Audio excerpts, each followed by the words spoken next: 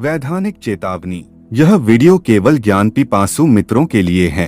मनोरंजन प्राप्त करने आए हुए लोग कृपया इस वीडियो को ना देखें। उन्हें यहाँ डोपामाइन का डोज नहीं मिलेगा, लेकिन हाँ, ज्ञान पिपासु मित्रों को यहाँ आनंद की प्राप्ति अवश्य होगी। मित्रों, अहम ब्रह्मास्मि इस महावाक्य को तो आपने जरूर सुना होगा। इसका अर्थ होता है कि मैं ब्रह्म हूँ। लेकिन अहम ब्रह्मास्मि कहने से कोई भी मनुष्य ब्रह्म नहीं बन जाता है। तो फिर इस महावाक्य को क्यों दिया गया? और अहम ब्रह्मास्मि का वास्तविक अर्थ क्या है? क्या कोई मनुष्य ब्रह्म को जाने बिना अहम ब्रह्मास्मि बोलने से वह ब्रह्म बन जाएगा? और यदि ब्रह्म को जानना जरूरी है तो ब्रह्म क्या है? ब्रह्म का क्यों कभी जन्म और मृत्यु नहीं होती है? ब्रह्म से कैसे यह भौतिक जगत उत्पन्न होता है? व्यक्ति को क्यों ब्रह्म बनना चाहिए? और व्यक्ति कैसे ब्रह्म बन सकता है? और कैसे अहम ब्रह्मास्मि महावाक्य सार्थक हो सकता है?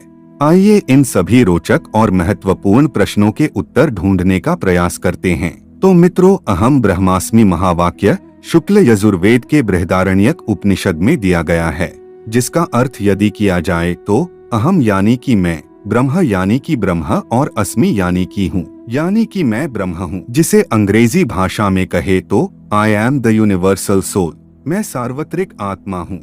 लेकिन वास्तविकता यह है कि आप यूनिवर्सल सोल नहीं हैं। आप एक पर्टिकुलर सोल है। आप एक इंडिविजुअल सोल यानी कि जीवात्मा है, और आपको जीवात्मा से ब्रह्म बनना है, जीव से शिव बनना है, इंडिविजुअल सोल से यूनिवर्सल सोल बनना है। लेकिन आप इतने मूर्ख तो नहीं है कि जो चीज आप बनना चाहते हो उस चीज को जाने बिना ही वह चीज बनने निकल पड़ो। आप उस चीज के बारे में अच्छी तरह से जांच पड़ताल करोगे कि आखिर वह चीज है क्या। ब्रह्म के बारे में ऋषियों ने यह कहा है कि ब्रह्म यह नहीं है, यह नहीं है, यह नहीं है। आप कोई भी वस्तु या तत्व का नाम ले लो तो वह ब्रह्म नहीं है, क्योंकि ब्रह्म एकमात्र ही ऐसा है जो अद्वितीय है। इसके जैसा इस ब्रह्मांड में कोई नहीं है। तो आप इसकी तुलना किस वस्तु से करेंगे? और ब्रह्म कोई भी वस्तु के अंदर नहीं है, क्योंकि सारी वस्तुएं ब्रह्म के अंदर है। लेकिन कैसे, आइए इसे समझते हैं। दोस्तों, आपने सुना होगा कि शून्य की शोध भारत में हुई थी, लेकिन आपने कभी सोचा है कि शून्य की शोध भारत में ही क्यों हुई? क्योंकि भारत के ऋषि शून्य के बारे में जान पाए, क्योंकि वे लोग ब्रह्म के बारे में जान पाए थे। आधुनिक गणितज्ञ शून्य का अर्थ करते हैं जीरो, शून्य यानी कि कुछ भी नहीं। लेकिन भारतीय ऋषि शून्य के बारे में ऐसा नहीं मानते हैं।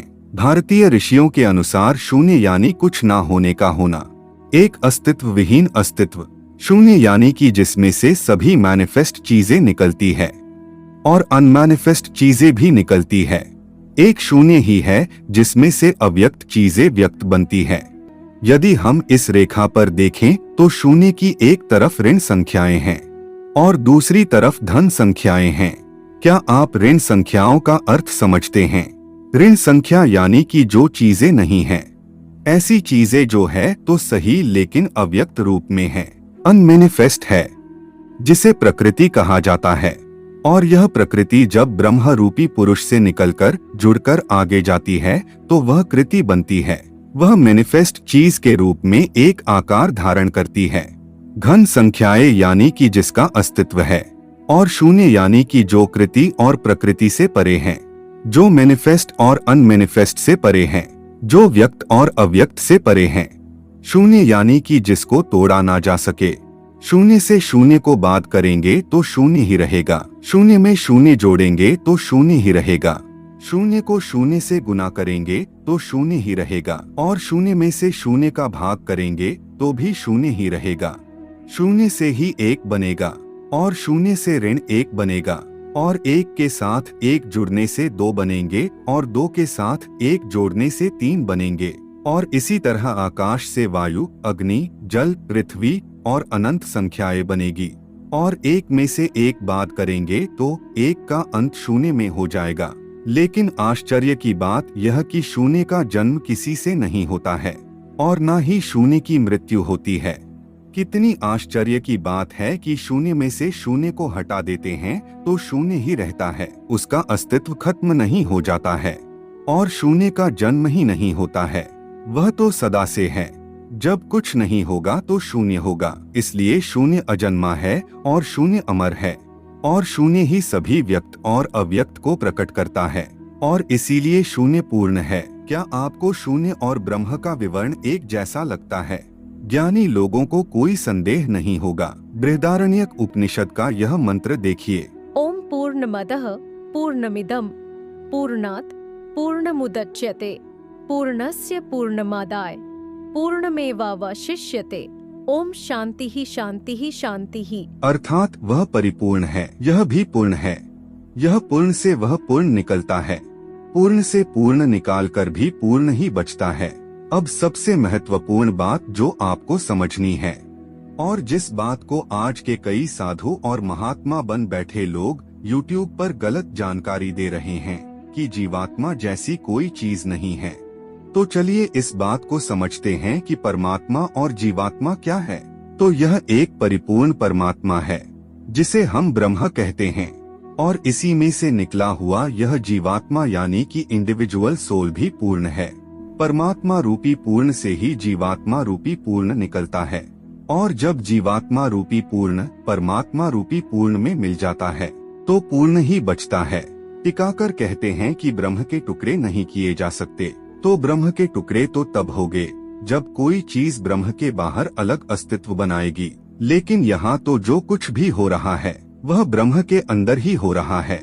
जीवात्मा का ब्रह्म से अलग कोई अस्तित्व ही नहीं है। सब कुछ ब्रह्म यानी कि परमात्मा ही कर रहा है, और परमात्मा के अंदर ही हो रहा है। इसलिए परमात्मा और जीवात्मा अद्वैत है, दोनों में कोई भेद नहीं है। लेकिन यही परमात्मा या ब्रह्म अपने आप को जीवात्मा रूप में प्रकट करता है, इसलिए यह द्वैत है। परमात्मा और जीवात्मा को यदि आप द्वैत मानते हैं तो भी आप गलत नहीं हैं, और अद्वैत मानते हैं तो भी आप गलत नहीं हैं। हमारा यह पूरा ब्रह्मांड, और यदि अनंत ब्रह्मांड है तो सभी ब्रह्मांड ब्रह्म के अंदर ही है, ब्रह्म के बाहर कुछ भी नहीं है।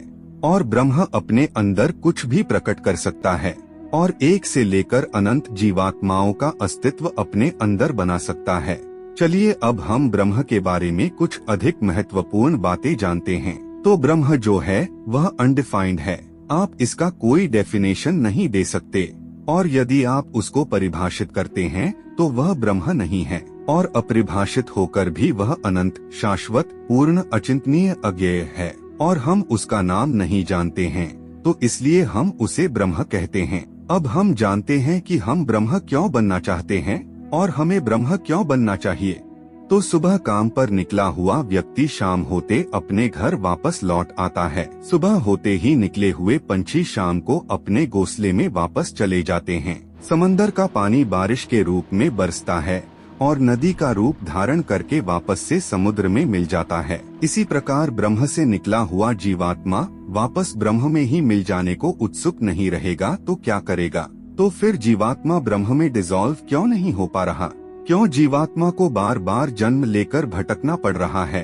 तो आपको यदि किसी चीज में घुल जाना है तो उसके जैसा बनना पड़ेगा। अगर आपको शक्कर में घुल जाना है तो आपको शक्कर बनना पड़ेगा, और यदि आप कोयला बने हुए हैं तो शक्कर में नहीं घुल सकते। तो आपको ब्रह्म में घुल जाना है तो आपको ब्रह्म के जैसा बनना होगा, और इसके लिए आपको ब्रह्म की चर्या का पालन करना होगा। तो ब्रह्म की ऐसी कौन सी चर्या यानी कि आचरण है जिसका पालन करना होगा?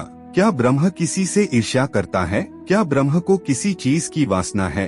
क्या ब्रह्म किसी से भेदभाव करता है? क्या ब्रह्म झूठ बोलता है? क्या ब्रह्मा को मृत्यु का डर है? क्या ब्रह्म कहता है कि यह मैंने किया है? क्या ब्रह्म को किसी चीज से राग, द्वेष, मोह, माया, लोभ, लालच, घमंड है? क्या ब्रह्म को अपने होने का अहंकार है?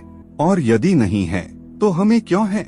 जब आप अहम ब्रह्मास्मि कहते हो तो आप असल में यह कहना चाहते हैं कि आप में राग, द्वेष, मोह, माया, लोभ, लालच, वासना नहीं है। आप यह कहना चाहते हैं कि मैं कुछ भी नहीं हूँ और मैं कुछ भी नहीं कर रहा हूँ।